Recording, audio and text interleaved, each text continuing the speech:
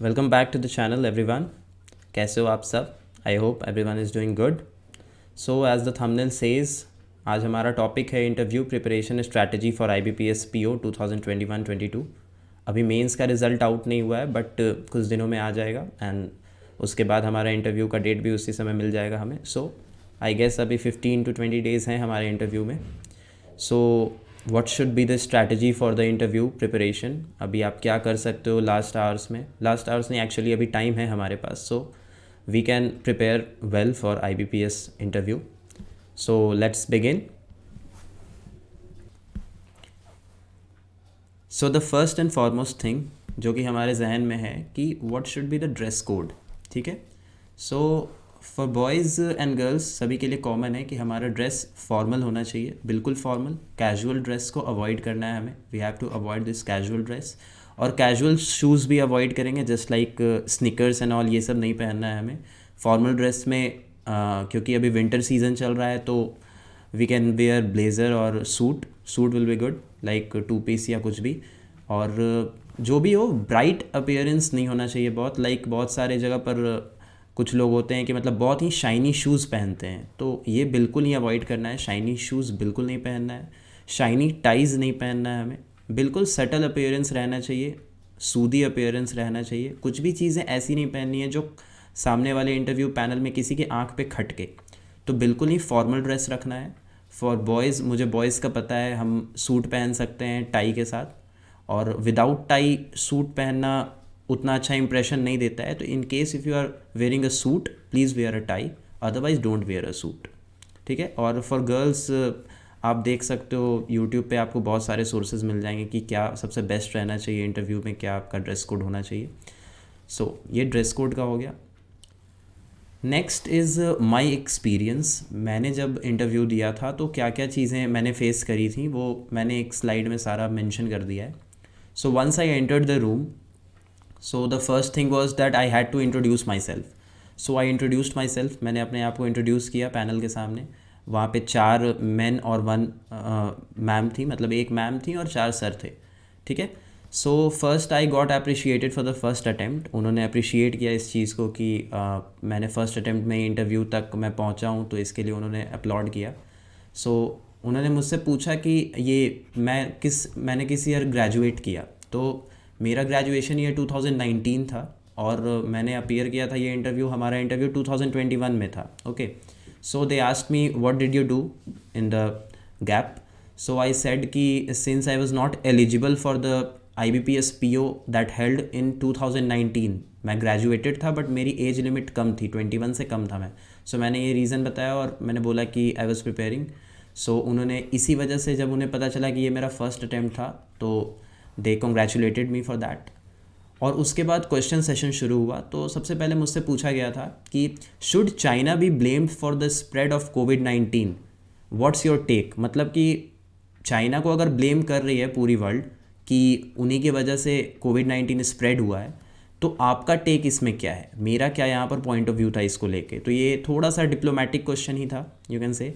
इसमें आप बहुत ही ज़्यादा एक साइड भी नहीं झुक सकते हो, तो न्यूट्रल रहना था। कुछ कुछ चीज़ें बतानी थी चाइना के साइड से क्या गलत हुआ था, और सभी चीज़ें चाइना पे ही नहीं फोड़ना था हमें। ऐसे क्वेश्चन सिचुएशन बेस्ड इसीलिए पूछे जाते हैं कि आपकी ये अंडरस्टैंडिंग देखी जाती है कि आप कहीं किसी एक आइडियोलॉजी को तो नहीं लगातार फॉलो कर रहे हो। तो you have to be neutral in this. Okay, so ये था। सो उसमें मैंने बताया, मैंने डेट्स बताया कि कब हमारे यहाँ लॉकडाउन इम्पोज हुआ था और क्या क्या रीज़न था। बहुत सारे कंट्रीज़ में वाइड स्प्रेड हुआ ये, जो भी था उस समय मैंने ये बताया। फिर सेकंड क्वेश्चन था, उन्होंने मुझसे पूछा कि अपने स्टेट में, मतलब मैं बिहार से हूँ और बिहार में ही मेरा इंटरव्यू था, पटना में। सो दे आस्क्ड मी कि 5 ऐसे डिस्ट्रिक्ट्स के नाम बताओ, और नाम नहीं, 5 ऐसे डिस्ट्रिक्ट में 5 टूरिस्ट प्लेसेस के नाम बताओ। मतलब कि 5 डिस्ट्रिक्ट में अलग अलग टूरिज़्म के कौन कौन से चीज़ें हैं जिसके लिए वो फेमस है टूरिज़्म के सेक्टर में, तो वो बताना था मुझे।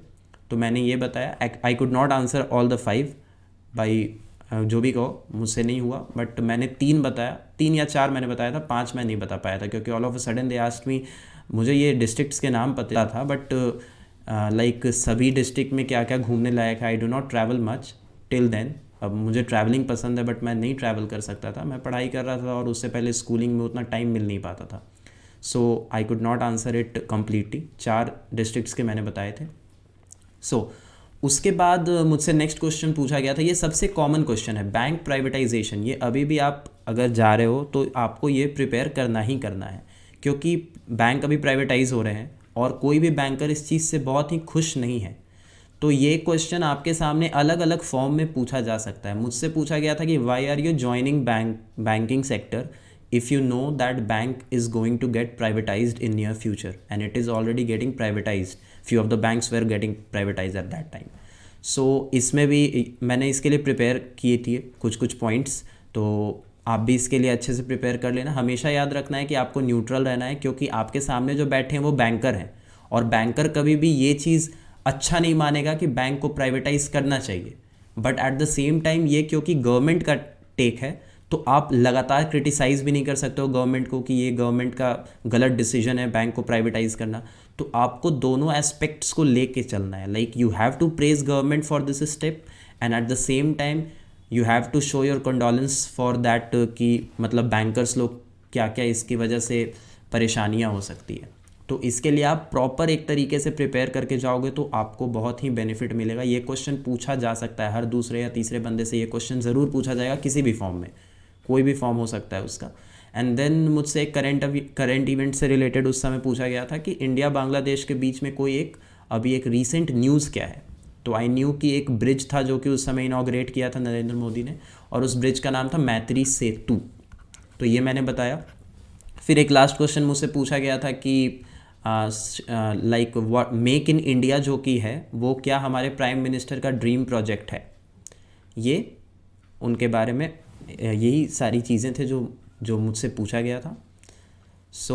और एक और पॉइंट है कि मैं जब मेरी जो इंटरव्यू थी तो I near about waited for 5 hours, कम से कम 5 घंटे मैंने वेट करा था अपने इंटरव्यू के लिए, बिकॉज़ 12 बजे के करीब हमारा रिपोर्टिंग था।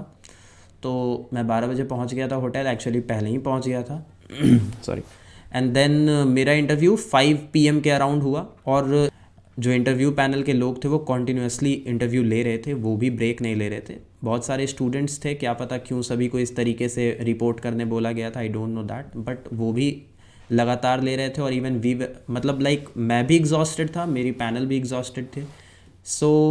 जब मैं इंटरव्यू दे के बाहर आया तो लोगों से सुनने में आया था, क्योंकि मेरा फर्स्ट अटैम्प्ट था, मुझे बहुत पता नहीं था, तो लोगों ने कहा कि अब एवरेज मार्किंग हो गया होगा, बिकॉज़ ये लास्ट मोमेंट पे सभी एवरेज मार्किंग कर देते हैं। बहुत सारे क्वेश्चंस भी नहीं पूछे गए मेरे से, यू कैन सी यहाँ पर एक ईयर गैप को, तो खैर वो नॉर्मल सा है, ये 1 था, ये 2 था, 3 था, 4 था। ये मुझसे पूछा गया एंड आई गॉट 67 मार्क्स। ठीक है, ये आप डिसाइड करो ये अच्छा या बुरा है। मेरे हिसाब से ये एवरेज है, बहुत बिलो एवरेज नहीं है। It was good. मेंस में अगर 1-2 नंबर 3 नंबर ज़्यादा आ जाता मेरा तो I could have been selected for the IBPS PO। Next, अब क्या है कि आप क्या क्या कर सकते हो अभी जितने दिन आपके पास हैं, what should be your strategy. सबसे पहले तो आप एक हैबिट डाल लो कि आप न्यूज़पेपर को डेली पढ़ो।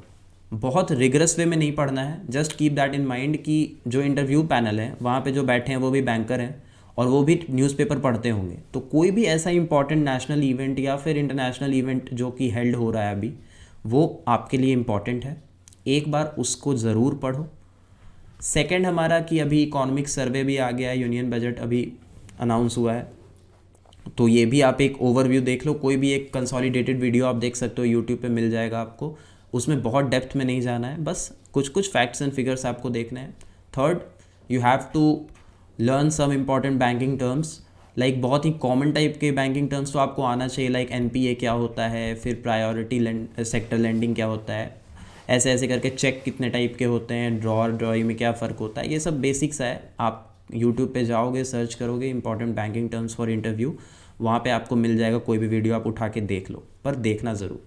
फिर फेमस गवर्नमेंट स्कीम्स जो भी होता है, जितने भी अभी लेटेस्ट हैं, जो कि लाइक मुझसे पूछा गया, मेक इन इंडिया, फिर आत्मनिर्भर भारत के बारे में पूछा जा सकता है आपसे, क्योंकि ये बहुत चल रहा है, ये सब है। ये इम्पॉर्टेंट है। फिर static facts of your state, क्योंकि मुझसे पूछा गया था टूरिस्ट प्लेस, तो आप जिस भी स्टेट से हो, जहाँ भी आप इंटरव्यू देने जाओगे, आपका स्टेट इंपॉर्टेंट है, उससे कुछ भी चीज़ें पूछी जा सकती है। Number of districts, the biggest district, the smallest district, area wise, क्या आपके मतलब आप जिस टाउन में हो उसका एरिया क्या है, पूरे आपके स्टेट का एरिया क्या है, लाइक सेक्स रेशियो क्या है, कुछ कुछ चीज़ें जो कि फैक्ट्स हैं। आपको अपने स्टेट का तो एटलीस्ट स्टैटिक फैक्ट्स को लर्न करना पड़ेगा, और बहुत टाइम है आपके पास, ये आप कर सकते हो। फिर मैंने बताया था बैंक्स प्राइवेटाइजेशन पे एक वीडियो देख लो कि कैसा टाइप का आपको आंसर प्रिपेयर करना चाहिए जो कि न्यूट्रल रहे, ठीक है। और ये बैंक्स प्रेफरेंस, तो आप लाइक आपसे पूछा जाएगा कि आपने कौन सा बैंक सबसे टॉप ऑर्डर पे रखा है, तो आप बताओगे तो they can ask you what is the reason for putting that bank on the top of your priority list. बस एक क्योंकि वैकेंसीज ज़्यादा हैं इस वजह से ही नहीं, you have to praise that bank, उस बैंक के बारे में कुछ कुछ आप पढ़ लो, लाइक कि उसका कैसा उसका परफॉर्मेंस है, कौन उसके एमडी चेयरमैन है, ये सब आप देख लो। एंड एट लास्ट आप जिस भी स्ट्रीम से ग्रेजुएटेड हो, जो भी आपका ग्रेजुएशन का पेपर था उससे आपको बेसिक आपको उसका नॉलेज होना चाहिए।